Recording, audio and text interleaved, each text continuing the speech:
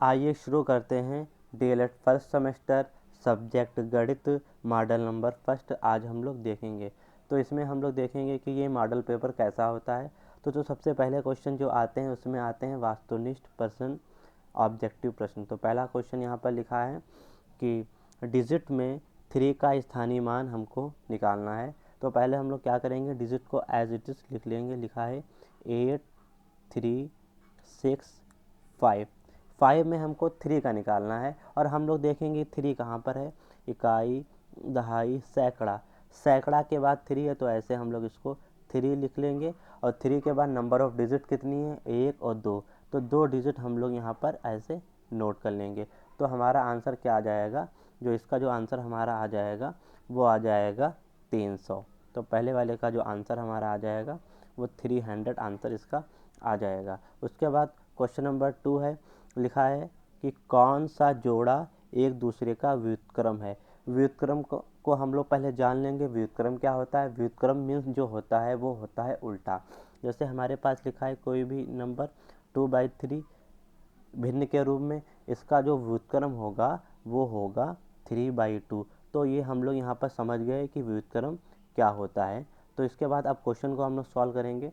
तो पहला क्वेश्चन देखेंगे, यहाँ पर हम लोग लिखा है 1/3 और उसके बाद लिखा है 3/9। तो 3/9 को हम लोग क्या कर सकते हैं, काट सकते हैं 3/9 को।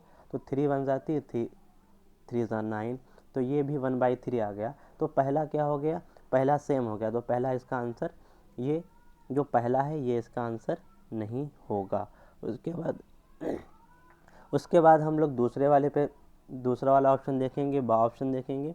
इसमें 1/5 दिया है और 5/10 दिया है। इसको काटेंगे तो 5 1 ज़ा 5, 5 2 ज़ा 10 हो जाएगा। तो ये आ जाएगा 1/5, 1/2। ये भी इसका आंसर नहीं होगा। फिर हम लोग सी वाले के पास जाएंगे। यहाँ पर देखेंगे 5/6 और 6/5 है। तो इसका यही जो है वो करेक्ट आंसर है। तो दूसरे वाले ऑप्शन का सा जो है वो करेक्ट आंसर हो जाएगा। उसके बाद हम लोग जाएंगे तीसरे वाले क्वेश्चन के ऊपर। लिखा है 2.5 को 0.5 से मल्टीप्लाई करना है। तो यहाँ पर लिखेंगे हम लोग 2.4 और मल्टीप्लाई करना है हमको 0.5 से। तो इन दोनों का जो मल्टीप्लाई आता है वो जो आता है, जो तीसरा क्वेश्चन है 2.4 और 0.5 का जो मल्टीप्लाई जो आएगा वो आ जाएगा 120 आ जाएगा। 120 जो हमारा आ जाएगा। इसके बाद हम लोग देखेंगे इसमें 1 2 2 के बाद इसमें क्या करेंगे, हम लोग पॉइंट लगा देंगे। 2 के बाद पॉइंट इसमें यहाँ पर ऐसे लगा देंगे। तो इसका आंसर आ जाएगा 1.20। तो इसका आंसर जो हो जाएगा वो बा हो जाएगा। उसके बाद फोर्थ क्वेश्चन के ऊपर हम लोग बढ़ते हैं। तो फोर्थ क्वेश्चन हम लोग देखते हैं कि एक हमको क्वेश्चन दिया है 5x + 7x - 3। तो क्या होगा, 5x और 7x ये सेम है, इन दोनों को हम लोग ऐड कर लेंगे। 5x + 7x क्या हो जाएगा, ये हो जाएगा हमारा 12x। 12x हो जाएगा, क्योंकि जो x वाले हैं इन दोनों को हम लोग ऐड करेंगे। ये जो x वाला है 5x और 7x इन दोनों को हम लोग ऐड करेंगे। तो 5 + 7 कितना हो जाएगा, 12 हो जाएगा। -3 को ऐसे ही नोट कर लेंगे। तो जो आंसर आ जाएगा वो आ जाएगा 12x - 3। तो इसका जो आंसर जाएगा सा के साथ जाएगा। तो चौथे वाले का जो आंसर हो जाएगा वो हो जाएगा सा। उसके बाद फिफ्थ क्वेश्चन में हम लोग जाएंगे। वृत्त कोण जो होता है वो हम लोगों को पता है क्या होता है, 180 से ज़्यादा और 360 से कम। मीन्स यहाँ पर हम लोग लिखेंगे 180 और 360 के बीच में लाई करेगा। तो 360 के बीच में कौन सा लाई कर रहा है, तो 305 360 के बीच में लाई कर रहा है। तो इसका आंसर क्या हो जाएगा, इसका आंसर जो हमारा हो जाएगा वो सा हो जाएगा। ठीक है। तो ये 5 ऑप्शन हमारे ऑप्शनल क्वेश्चन हो गए। उसके बाद नेक्स्ट क्वेश्चन जाएंगे जो होते हैं अति लघु उत्तरीय प्रश्न। तो क्वेश्चन नंबर 6 है। इसमें लिखा है कि 15 के अभाज्य गुणनखंड लिखिए। तो हम लोगों को क्या लिखना है कि 15 के अभाज्य गुणनखंडों को हमको लिखना है। 15 के ऐसे गुणनखंड मीन्स ये होता है कि 15 किस किस गिनती से कटेगी, किस किस डिजिट से कटेगी। तो हम लोग देखते हैं कि कोई भी संख्या जो होती है तो 1 से तो कटती ही है। तो इसका जो पहला जो गुणनखंड 1 हो जाएगा। 2 से कटेगा नहीं, क्योंकि 15 क्या है, विषम संख्या है, 2 के टेबल में नहीं आती। 3 5 ज़ा 15, जब 3 से कट रही है तो 5 से भी कटेगी। उसके बाद देखेंगे 4 से नहीं कटेगी, ऐसे ही इसके गुणनखंड जो हो जाएंगे 1 3 5। मीन्स ऐसे हमको फैक्टर या गुणनखंड लेने हैं जिससे क्या है 15 पूरा पूरा कट जाए। 1 तो सब में कॉमन होता है, उभयनिष्ठ होता है। उसके बाद 3 और 5 इसके 2 आंसर और हो जाएंगे। उसके बाद हम लोग क्वेश्चन नंबर 7 के ऊपर बढ़ेंगे। तो क्वेश्चन नंबर 7 के ऊपर हम लोग देखेंगे, लिखा है कि x माइनस वाई में क्या जोड़ें कि योगफल 2x प्लस वाई हो जाए। क्वेश्चन क्या है, एक बार फिर से पढ़ लेते हैं। x माइनस वाई में क्या जोड़ें कि योगफल 2x प्लस वाई हो जाए। तो इसको हम लोग एक अलग पेज पे करेंगे इसको, तो इसको यहाँ पर हम लोग नोट करेंगे। क्वेश्चन क्या है हमारा, x माइनस वाई में क्या जोड़ें। माना हम लोगों ने x प्लस वाई में हम लोगों ने m जोड़ दिया, तो m जोड़ने पर हमारा नंबर कितना आ रहा है, m जोड़ने पर जो हमारा आ रहा है वो आ रहा है 2x प्लस वाई। तो बाकी सारा m को हम लोग एज इट इज नोट कर लेंगे, बाकी सारे को पक्षांतर कर लेंगे। तो m को यहाँ पर लिखा रहा हमने, ऐसे ही लिख दिया हमने। तो 2x प्लस का y लिखा रहा, और उसके बाद ये प्लस का x था उस साइड में जाएगा, माइनस का x हो जाएगा। ये प्लस माइनस का y उधर जाएगा, ये प्लस का y हो जाएगा। तो इसका आंसर हमारा जो आ जाएगा, क्योंकि ये 2x प्लस का है, ये x माइनस का है, तो 2x में से x जाएगा, प्लस में से माइनस का माइनस करेंगे तो केवल x बचेगा, तो इसको x लिख लेंगे ऐसे हम लोग। और y प्लस वाई दोनों सेम है, सेम साइन को हम लोग प्लस करते हैं, प्लस का y तो प्लस का 2y। तो इसका आंसर हमारा क्या आ गया, x प्लस 2y। अब इसका आंसर होगा, तो हम लोग देख लेते हैं वहीं पर। तो इसका जो आंसर आ जाएगा x प्लस 2y, देखिए ये इसका आंसर है। उसके बाद नेक्स्ट क्वेश्चन के ऊपर बढ़ते हैं। लिखा है कि यदि किसी चतुर्भुज के चारों भुजाएं बराबर हों और प्रत्येक कोण 90 का हो तो ऐसे चतुर्भुज को क्या कहते हैं। मीन चारों भुजाएं बराबर हैं, तो हमने पहले बना लिया, चारों भुजाएं ये ऐसे बराबर कर ली, और कोण 90 का हो गया। ये जो स्थिति होती है ये वर्ग की होती है, तो इसका आंसर क्या हो जाएगा, इसका आंसर वर्ग हो जाएगा। उसके बाद क्वेश्चन नंबर 9 के ऊपर हम लोग चलते हैं। लिखा है दो संख्याओं का मासा 16 और उनका गुणनफल क्या है 6400, उनका लासा ज्ञात करें। हम लोगों को एक फार्मूला आता है, मासा गुणे लासा इक्वल टू दोनों संख्याओं का गुणनफल। तो हमने क्या लिखा, मासा कितना है यहाँ पर हमने 16, मासा को 16 हमने यहाँ से डाल दिया, लासा हमको पता नहीं है, और इक्वल जो है दोनों का गुणनफल है वो है 6400, इसका गुणनफल है। तो यहाँ पर हम लोग क्या करेंगे, लासा को लिख लेंगे। ये 16 इधर गुणे में है, उस साइड में जाएगा तो हो जाएगा डिवाइड में, तो 6400 बटे 1600, तो इसका जो आंसर आ जाएगा 400। लासा कितना आ जाएगा 400। 16 करेंगे यानी कि 16 और 64 यानी कि 16 4 बार, इसे लिखा है ये हमारा 6400 बटे यानी कि डिवाइड में 16। ये काटेंगे, ये 4 बार जाएगा और 2 0 नोट कर लेंगे, तो इसका आंसर हमारा कितना आ जाएगा, इसका आंसर हमारा आ जाएगा 400। तो 9 क्वेश्चन यहाँ पर पूरे कंप्लीट हो गए। उसके बाद क्वेश्चन नंबर 10 के ऊपर जाएंगे। लिखा है 3 अंकों की सबसे बड़ी संख्या की उत्तरवर्ती संख्या ज्ञात करना है। तो सबसे पहले हम लोग 3 अंकों की सबसे बड़ी संख्या लिखेंगे। जो 3 अंकों की सबसे बड़ी संख्या जो होती है उसमें हम लोग 9 से उसको रिप्रेजेंट करते हैं। मीन जितने बार बड़ी संख्या कहें सबसे बड़ी, तो उतनी बार हम लोग 9 लिख देंगे। अगर 4 अंकों की कहे तो 4 बार 9 लिख देंगे, अगर 3 अंकों की कहे तो 3 बार हम लोग 9 लिख देंगे। उत्तरवर्ती मतलब उत्तर का मतलब होता है आने वाली, तो आने वाली में हम लोग क्या करेंगे, +1 करेंगे, दोनों को जोड़ेंगे तो 1000 इसका आंसर आ जाएगा। क्वेश्चन नंबर 10 का जो आंसर आ जाएगा 1000 आ जाएगा। उसके बाद क्वेश्चन नंबर 11 है।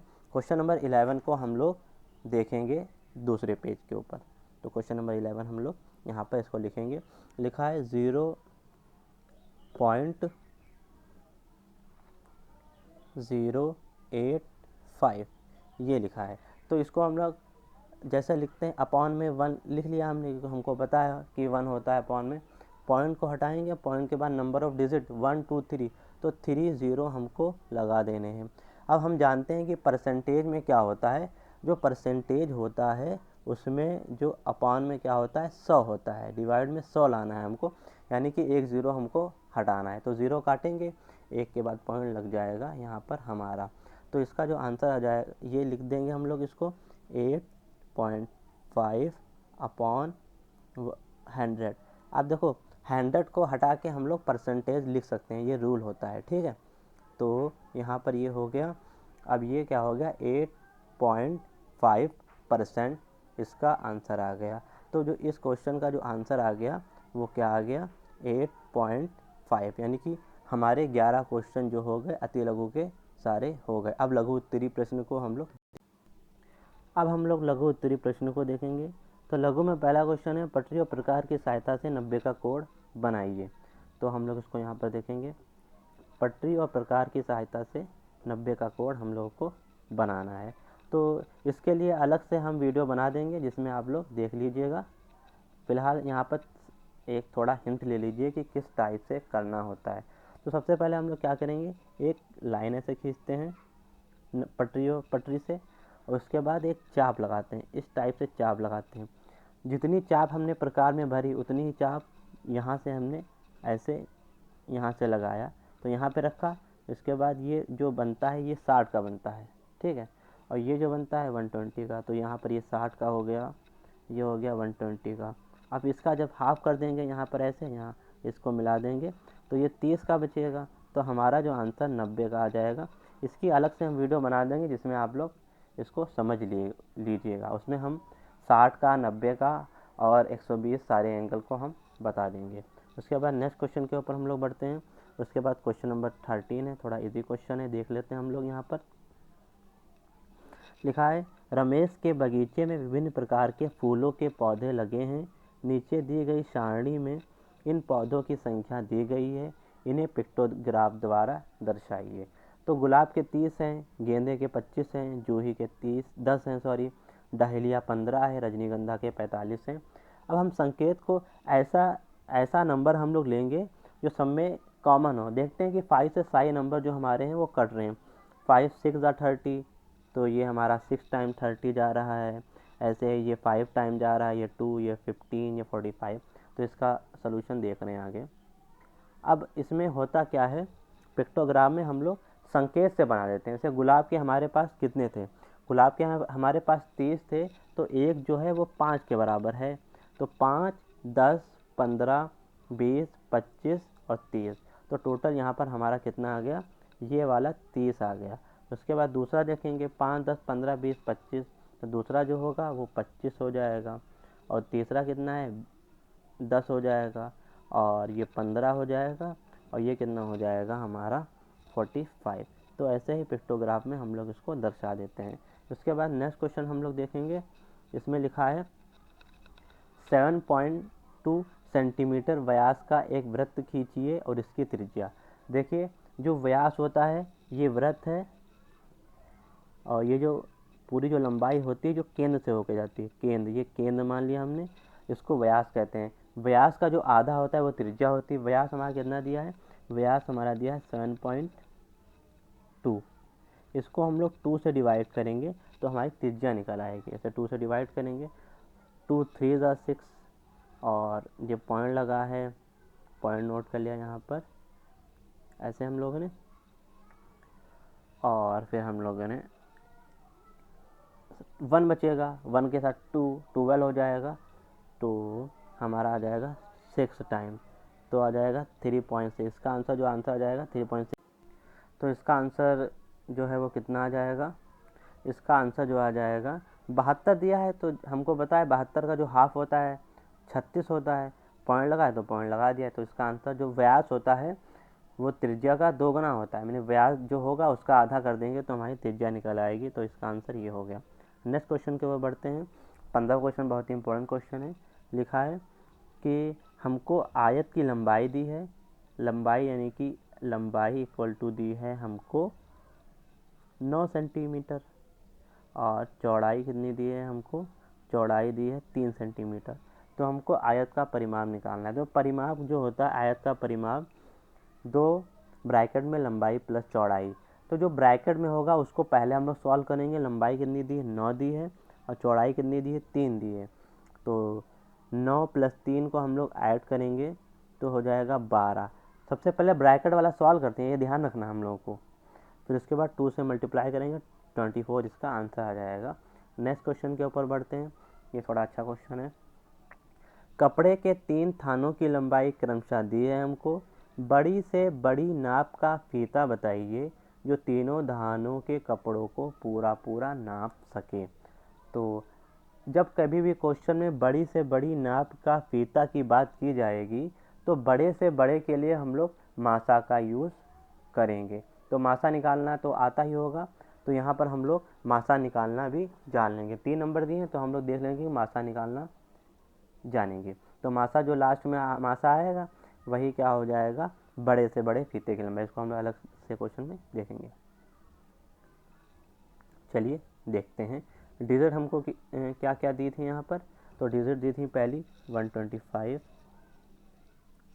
तो 125 को हमने ऐसे लिखा। उसके बाद दूसरी दी थी हमको 220, तो इसको पहले इतना हमको सॉल्व करेंगे।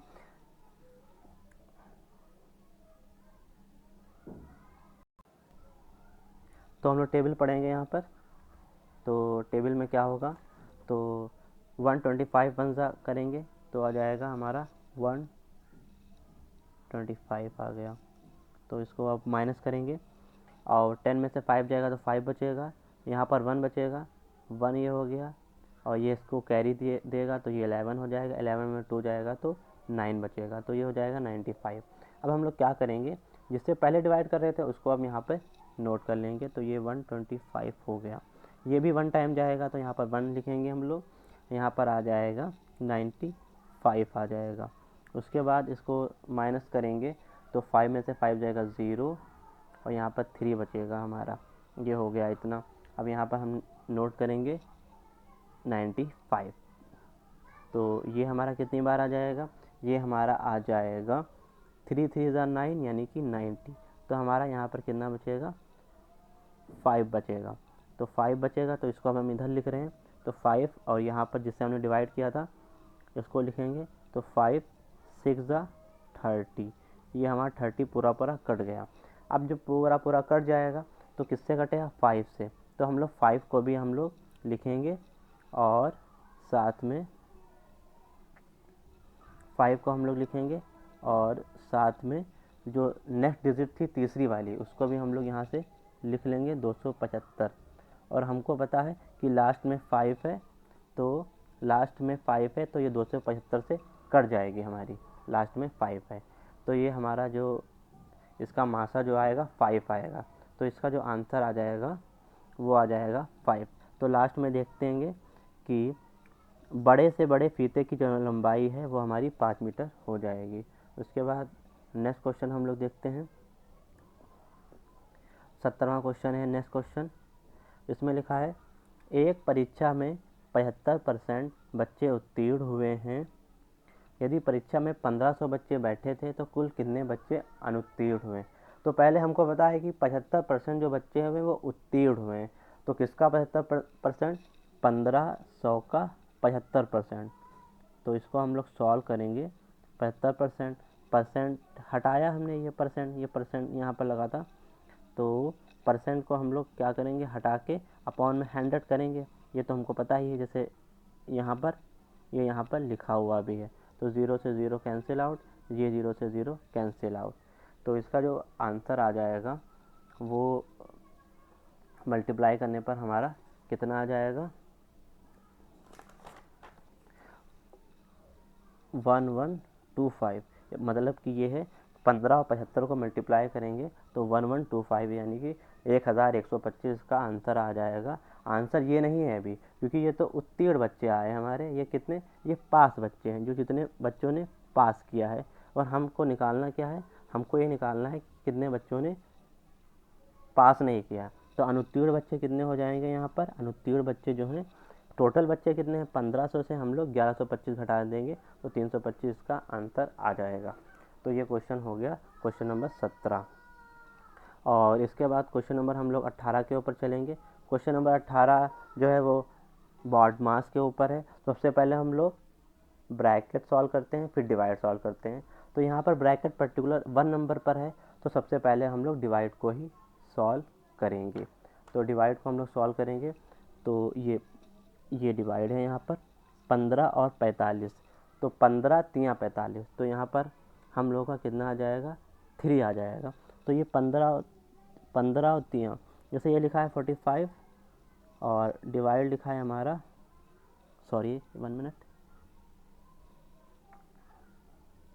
डिवाइड का साइन जैसे ये लिखा है हमारा और लिखा है माइनस का 15, तो ये पूरा जैसे डिवाइड करेंगे तो 3, तो माइनस से माइनस कटेगा, तो ये आ जाएगा 3। तो यहाँ पर हम लोगों ने 3 ये लिख दिया है, और ये साथ में माइनस भी था हमारा, तो माइनस का हम लोगों ने नोट कर लिया। माइनस का 5 ये लिखा रहा, 5 3 15, ये 15 भी हमारा लिखा रहा। तो हाँ, हमारे पास क्या क्या बचा है, हमारे पास बचा है माइनस का, सॉरी, बचा है हमारे पास माइनस का 5 बचा ये वाला, और माइनस का 3 और माइनस का 15। देखिए सारे जो नंबर हैं वो सारे हैं जो माइनस के हैं, तो माइनस का जो सेम साइन है तो सबको ऐड कर देंगे हम लोग। तो 15 5 20 और 3 23, तो इसका जो आंसर आ जाएगा वो माइनस का 23 आ जाएगा। तो ये पहला मॉडल पेपर हो गया। नेक्स्ट वीडियो में हम लोग दूसरा मॉडल पेपर को सॉल्व करेंगे, डीएलएड फर्स्ट सेमेस्टर मैथ का मॉडल नंबर 1।